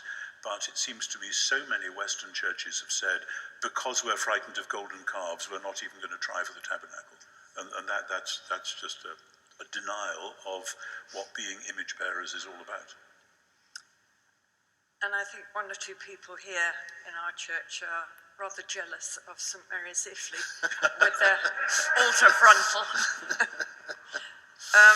I'm just going to read out one more here. Roger's described as an artist.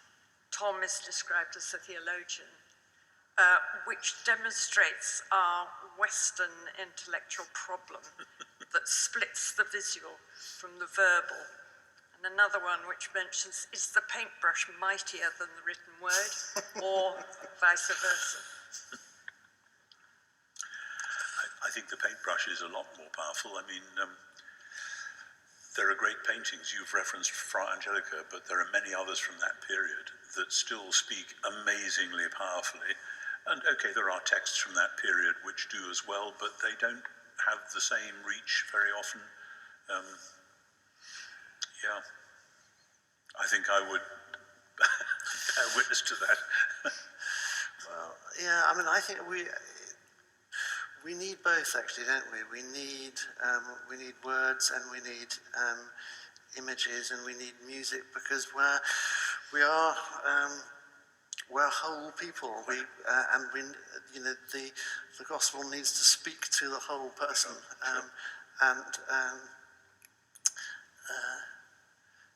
I was once asked. Well, I was once asked if what I was painting, was I doing theology? And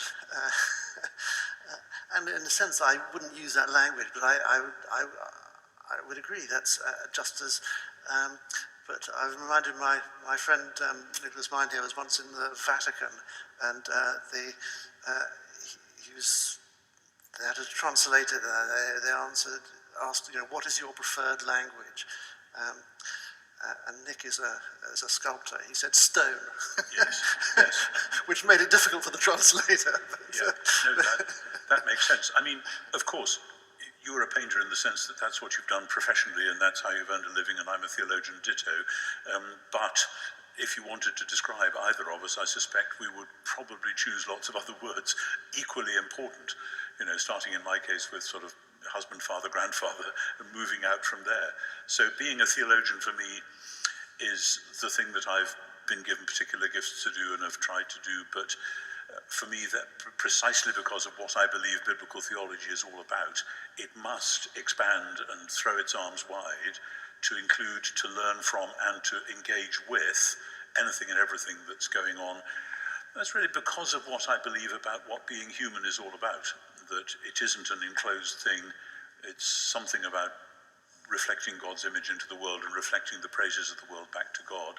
And as we were saying about art, even atheist art, even anti-Christian art, nevertheless, people are struggling to say something which may have a truth in it, which I may need to listen to, even if then I want to engage and have a word to say back. So I think, I hear what the question is saying, and that has been a problem, the over-specialization. But I think precisely what's going on in a morning like this, and thank you all for being here for it, is the determination on the part of many in today's church to say we're not going to settle for these compartmentalized ways of being anymore. And I know we were talking briefly in the break about the left brain, the right brain, the cognitive, the emotional. And I think the wonderful thing is that we can have both and. Of course. And that's what we've been experiencing this morning. Just time for one more question. Vera?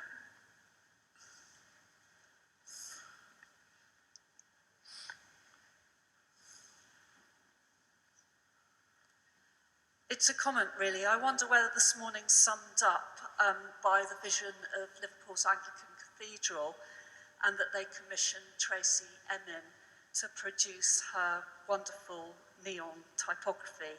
I felt you, and I knew you loved me. So I didn't hear the last bit of the question.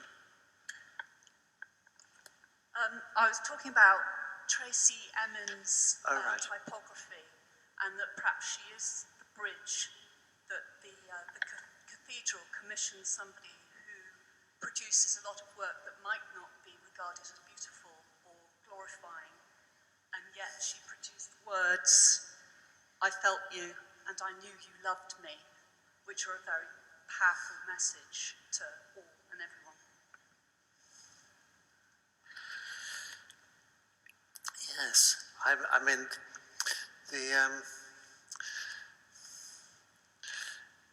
it's the connection between, the art of which Tom addressed before, between the art of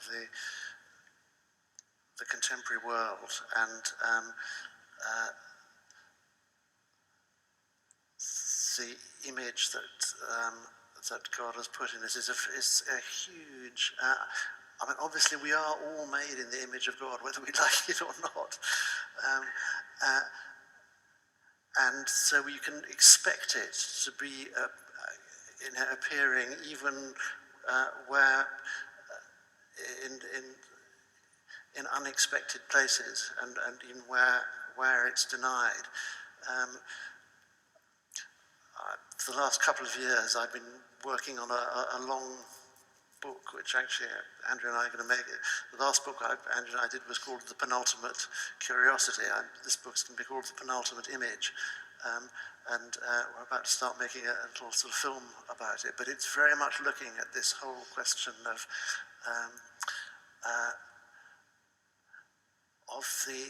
the sort of deep connection within us between what God has made the sort of spiritual part of who we are, and the images we make, which is something that can't can't, even however distorted and it may become, it is something that cannot be eliminated, because it's actually put in us by the Creator. I haven't to comment on that because I don't actually know the work in question. But yeah, some cathedrals have done very bold things, dramatically, musically, visual arts, etc.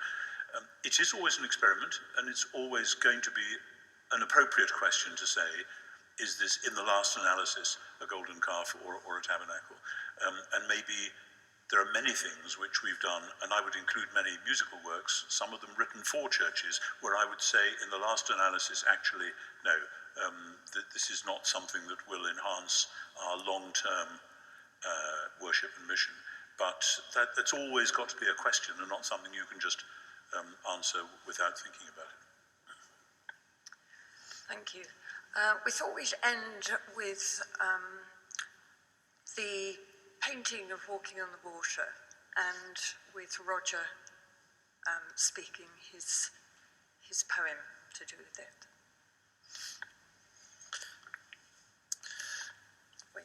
Which one have we got? Okay.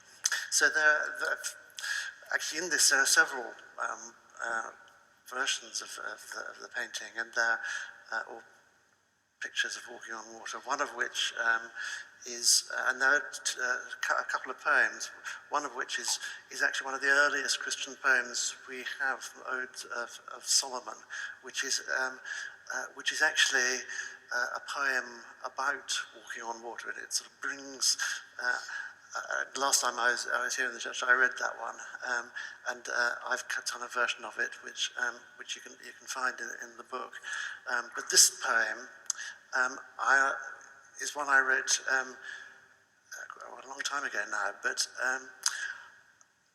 you never know, what, when you do something, what effect it will have on other people. And one of the most moving letters I've ever had just arrived a couple of months ago from someone whose husband had died of sort of COVID, and she'd found that that art and music and poetry had been a huge sort of consolation in that sort of situation. And this poem particularly, she sort of talked about how many people have, as it were, drowned in what they called the cytokine storm, and yet have found that God is holding us even when we sink. So this is it just starts with that little bit from Matthew's Gospel where Peter says, "Lord, if it is you, tell me to come to you on the water." And Jesus replies, "Come." To step out of ourselves onto that sea, forsaking all the safeties that we know, becoming for one moment wholly free, that in that moment endless trust might grow. To step into a love which calls us out from all evasions of one central choice, besieged by winds of fear and waves of doubt, yet summoned by that everlasting voice to walk on water in astonished joy towards those outstretched arms which draw us near, then caught by winds which threaten to destroy, we sink into the waters of our fear. Yet underneath all fears and false alarms are sinking, held by everlasting arms.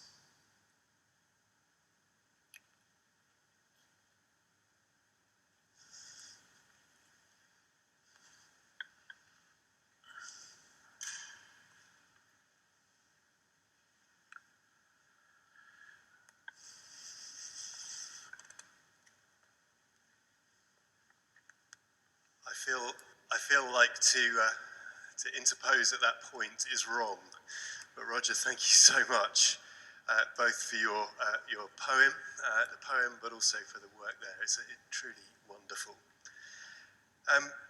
Just some closing remarks, I think, and then I'm going to invite us to pray. I'm so grateful for the interplay that we've had today between Tom and Roger, and for the opportunity to consider this. And what a gift to have folks such as you who are willing to come and to share your thoughts and your considered views. For me, there have been two recent events that have really made this something that I really value and want to consider and consider more. The first is, as I said at the start, during lockdown, we've been forced to think about what we do online so much more. And with that, we have found, particularly in the summer, we were doing a series on the Psalms, and we invited a few people from the church to paint their interpretation of the Psalm that we were looking at on that Sunday morning. And for me, that really not only brought more of the congregation into our common worship, but it also enabled me to see those Psalms in a different way. And it opened my eyes to it. And the second event for me was a recent visit, interestingly enough, Vera, to Liverpool Cathedral. I'd never been to Liverpool Cathedral before. I walked in and was astounded by the size of the place. And also astounded by some of the artwork that was there. Yes, there was Tracy Emin's words over the door. But there was also a wonderful icon which had been reproduced by Christy Paslarou, the icon of the hospitality of Abraham, which again just enabled me to see something of the God who loves us and is hospitable to us through that work. I went down the road to the Catholic Cathedral, a place of incredible light and colour, truly awe-inspiring. And again, that sense of how art can infuse our worship. Today I feel as though we've had a treat. We've had a tour of the world as we've gone from St Mary's Ifley to Didcot Power Station, to communist Russia, to Syria, to Hong Kong. I feel as though we've been throughout the world. We've done a tour not only of the world, we've also done a tour of Scripture. Somehow this morning, we've gone from creation to tabernacle to temple to Jesus to Spirit to new creation. And I think we've done a tour of time as well. We've done then and there, here and now, and looked into God's future. It really has been quite inspiring. Thank you so much for the way that you have led us, Roger and Tom. Thank you so much for your participation here today and for those of you that have joined online as well. And thank you to the Star Network for the way that you have curated this morning and worked so hard to make this happen. Can I suggest that as we think about these great themes of glory and beauty and art and justice, that we bring all this together in a short prayer.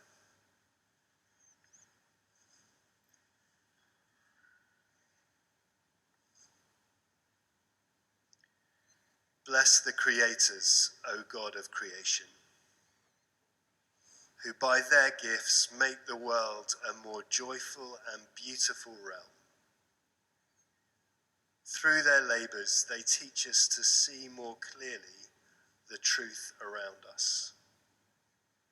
In their inspiration, they call forth wonder and awe in our own living.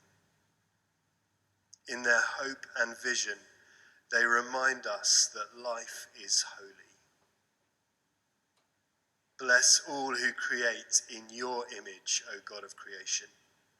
Pour your Spirit upon them, that their hearts may sing and their works be fulfilling, for glory and for beauty. Amen. Amen. And may the blessing of God Almighty be with all. Amen. I'm going to pass back just very briefly to Rachel, who's... This is the time. I think this is the time if you'd like to applaud our speakers.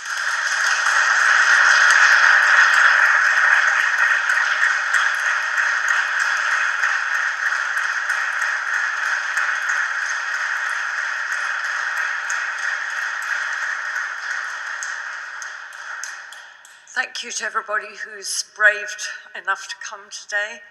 Thank you for all those people who've been live streaming, and we wish you well for the rest of the day. Meanwhile, as you leave, if you wouldn't mind leaving your name badge, and if you've been given an evaluation sheet, perhaps you could fill that in as well and leave it. So, if there's anybody live streaming who would like to give a donation towards this morning, you'll find ways of doing that through the website. But thank you everybody else for coming and sharing with us this morning. So we'll say goodbye now. Goodbye.